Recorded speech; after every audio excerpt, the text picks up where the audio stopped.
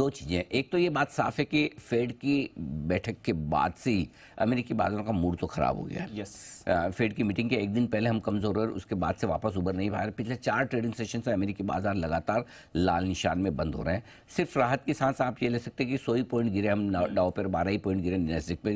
गिरावट की रफ्तार या गिरावट की मात्रा कम हुई है, लेकिन गिरावट है, ये बात साफ है। और पिछले हफ्ते हमारे एक दिन छुट्टी थी, 4 के 4 दिन हम भी घटे हैं। सो अमेरिका का हमारा ट्रेंड कमोबेश सेम है। और जिस दिन फेड की बैठक हुई थी उस दिन भी हम यही बात कर रहे थे कि 100 पॉइंट गिरना सफिशिएंट नहीं है। डाउ को जिस तरह से पावेल साहब ने अपने भाषण में कहा है उसके हिसाब से ज्यादा गिरना चाहिए, और वैसा ही अमेरिकी बाजार करते हुए भी दिख रहे हैं। लेकिन अब काफी हद तक जो गिरावट के कारण है वो बाजार पचा चुका है, प्राइसेस में आना शुरू हो गए।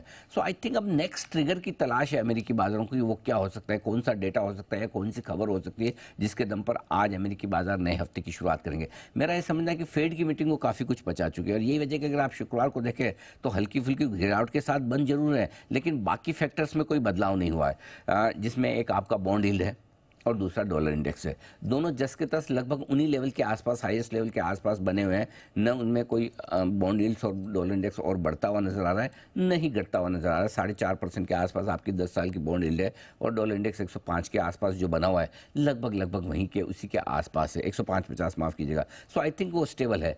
रहा सवाल एक और बड़े ट्रिगर का ग्लोबल मार्केट से जो हमें लेना होता है, वो है कच्चा तेल। $93 के आसपास है, $96 का हाई बनाने के बाद पिछले 2-3 दिनों से $93 के आसपास स्टेबल होता हुआ दिख रहा है। सो अब नेक्स्ट बड़ा ट्रिगर 2 चीजों पर है दीप। इमीडिएटली शॉर्ट टर्म ट्रिगर ये है कि किस तरह की कोई खबर या किसी इंडेक्स में या किसी एसेट क्लास में बड़ा मूव आए अमेरिका में। इंडेक्स में मतलब डॉलर इंडेक्स में कोई बड़ा मूव आ जाए ऊपर या नीचे की तरफ, क्योंकि ये डॉलर इंडेक्स और बॉन्ड यील्ड एकदम मेक और ब्रेक लेवल के आसपास है।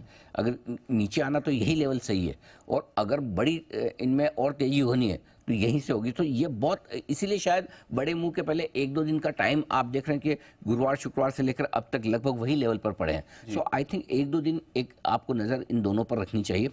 अगर यहाँ से ठंडा होने के संकेत आए तो बाजार थोड़े से रिकवर हो सकते हैं, और नहीं कि इस बार मामला, कई बार लोग बोलते हैं ना, काफ़ी लोग ऐसे हैं जो 82-83 का भाव है रुपए का डॉलर के सामने, कुछ 88-90 की बात करते हैं, कुछ बोलते हैं वापस 77-78 आ जाएगा, बॉन्ड इंडेक्स में हिंदुस्तान शामिल हुआ, उसका फायदा मिलेगा, क्या होगा पता नहीं। लेकिन ये जो है ना मेक और ब्रेक लेवल के आसपास है। सो या तो ये जो दोनों इंडेक्स हैं या यील्ड है, इनमें कोई बदलाव हो जिससे हम संकेत लें, या फिर कोई ऐसी खबर आए जो आपको हमको अमेरिकी बाजारों को पता नहीं है, या कोई ऐसा डेटा जो पता नहीं है, मतलब आने वाला है, ये पता है आने वाला है, लेकिन वो कोई सरप्राइजिंग डेटा है पॉजिटिव या नेगेटिव साइड पे। सो मुझे लगता है कि अब आज से अमेरिकी बाजार एक नए डायरेक्शन की तलाश में रहेंगे। फेड की मीटिंग को काफी हद तक पीछे छोड़ चुके हैं, अब आगे कुछ नया आएगा, उसके दम पर बढ़ेंगे।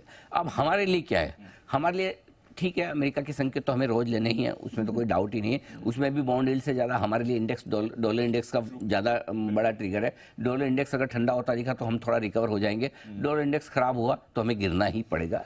एक दूसरा ट्रिगर हमारे लिए बड़ा जो है वो कच्चे तेल का है, $93 के आसपास। और इस बार लगातार हम ये बात कर भी रहे हैं दीप के, इस बार जो कच्चे तेल में तेजी बनी है वो मजबूत वाली तेजी बनी है। ये मजबूती की तेजी है, मजबूरी की नहीं।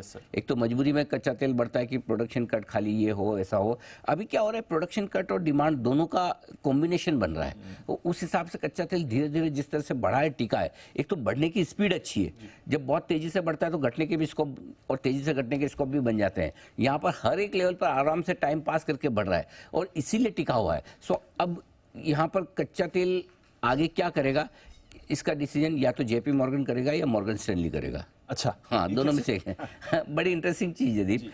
एक और जेपी मॉर्गन की रिपोर्ट जो आई है वो कह रहे हैं कि कच्चा तेल तो सुपर बुलिश साइकिल में। अच्छा। और उनका ये मानना है $140 के आसपास आ जाए तो कोई बड़ी बात नहीं है। ठीक है, हाँ, यहाँ से बहुत $140-150 की बात वो कर रहे हैं ये जेपी मॉर्गन। वही मॉर्गन स्टैनली का कहना है कि भाई हो गया, बहुत है, अब यहाँ से कच्चा तेल और ज़्यादा बढ़ने की उम्मीद है नहीं। ठीक है, जेपी मॉर्गन तो बोल रहा है अगले साल 90 से $110 की रेंज में रहेगा। हालांकि कच्चे तेल को लेकर मैंने ये देखा कि जब जब भी किसी भी बड़े ब्रोकरेजेस की तरफ से एक्सट्रीम व्यू आए वो सही नहीं पड़े। बहुत ज़्यादा कमजोरी के, बहुत ज़्यादा मजबूती के व्यू जब भी आए वो आमतौर पर सही नहीं पड़ते। लेकिन इस बार 2 बड़ी ब्रोकरेजेस दोनों बिल्कुल अलग डायरेक्शन में बड़ा मूव की को बात कर रही है। तो अब देखो क्या होता है, $90 $100 से आप 70-60 भी आ सकते हैं, 130, 140, 150 भी जा सकते हैं, यू नेवर नो। तो अब ये हमारे जोकर इन द पैक है, जोकर इन द पैक हमारा ये है कि किस तरह से कच्चे तेल का मुंह आता है। सो अभी हम, अच्छा दूसरी चीज़ क्या है, इलेक्शन ईयर में हम नहीं चाहते कि कच्चा तेल ज़्यादा मजबूत रहे, क्योंकि वहाँ पर स्कोप है ना पेट्रोल डीजल के दाम बढ़ाने का है ही नहीं। करेक्ट, महंगाई बढ़नी है, आपका रोज रुपया लगेगा कच्चा तेल खरीदने में, सो नेगेटिव्स तो है ही है। सो लेट्स सी, मेरे ख्याल से हमें अपने संकेतों के लिए ग्लोबल मार्केट से अब धीरे धीरे वो समय आ रहा है दीप। और आज मैं ये बहुत इंटरेस्टिंग बात आपको कह रहा हूँ, अब तक भारतीय बाजारों ने कच्चे तेल की तेजी पर रिएक्शन दिया नहीं है, लेकिन अब वो समय आ रहा है जब हम कच्चे तेल की बात करके उस पर रिएक्शन देना थोड़े वक्त में शुरू करेंगे। अब वो इसी हफ्ते से हो जाता है या एक आध हफ्ता रुकना पड़ता है, वो देखने वाली बात है। बट कच्चा तेल अब सरदर्द बनते हुए जा रहा है, ये बात साफ है। और इस लिहाज से सबसे इंपॉर्टेंट ट्रिगर हमारे लिए नंबर 1 डॉलर इंडेक्स, नंबर 2 कच्चा तेल, नंबर 3 आपके लिए बॉन्ड यील्ड्स, और नंबर 4 डाउ फ्यूचर। इस क्रम में आपको ग्लोबल मार्केट्स में नजर रखनी, ताकि आपको सुबह सुबह मन बनाना हो किसी दिन मैं छुट्टी पे भी हूँ, नहीं ले नहीं रहा, मतलब ऐसा मतलब नहीं ले नहीं रहा बिल्कुल हूँ, लेकिन अगर किसी दिन छुट्टी लेनी पड़ जाए या ले लूँ समझो, तो कम से कम ये रहे कि भाई ये 4 ट्रिगर इस क्रम में मुझे देख के डिसाइड करना है कि मुझे कितनी तेजी मंदी सोचनी ग्लोबल मार्केट्स के नंबर। अपनी प्रॉब्लम जो है हम अपनी निपटेंगे, वो भी डिस्कशन करेंगे, लेकिन ग्लोबली जो आपको देखना है ये 4 पैरामीटर्स लेके चलिए। डॉलर, बॉन्ड, कच्चा तेल, डाउ। हाँ, डॉलर, कच्चा तेल, तीसरे नंबर पे बॉन्ड, और चौथे नंबर पे डाउ। Got it. आमतौर पर हम चौथा नंबर पहले लेते हैं है ना, मिनट रिएक्शन, हाँ इमीडिएट उस पर आता है, इसलिए चौथा पहले लेते हैं। लेकिन सेंसिबल चीज़ ये है, और minute to minute, day to day तो ठीक है, बट आपको थोड़ा सा डायरेक्शन कॉल। आज 19,600 पे आप क्या कॉल लेना चाहते हो, 19,700 पे क्या लेना है कि भाई मैं वापस 20,200 हो जाऊंगा या 19,000 हो जाऊंगा। तो ये अगर 10 पॉइंट 50 पॉइंट ऊपर नीचे खुलेंगे ये तो अभी हो जाएगा डिसीजन, और ये डिसीजन होके 5 मिनट का काम है, उसके बाद नो पीस पे क्या। लेकिन अगर आपको डायरेक्शनल कॉल 500 पॉइंट का लेना है कि निफ्टी 500 ऊपर जाएगा कि 500 नीचे जाएगा, इंपॉर्टेंट तो वो है ना। तो ये 4 फैक्टर आपको उस हिसाब से लेके चलने, ताकि आप 500 पॉइंट का मूव, 700 पॉइंट का मूव पकड़ सकें। 50-100 पॉइंट का मूव तो क्या है, वो तो हो ही जाएगा, उसमें कोई बहुत बड़ी बात नहीं है। और 50-100 पॉइंट का मूव सही गलत हो जाए उसमें ज़्यादा फर्क भी नहीं पड़ता। फर्क तो तब पड़ता है जब आप 500-700 पॉइंट का मूव गलत कर लें।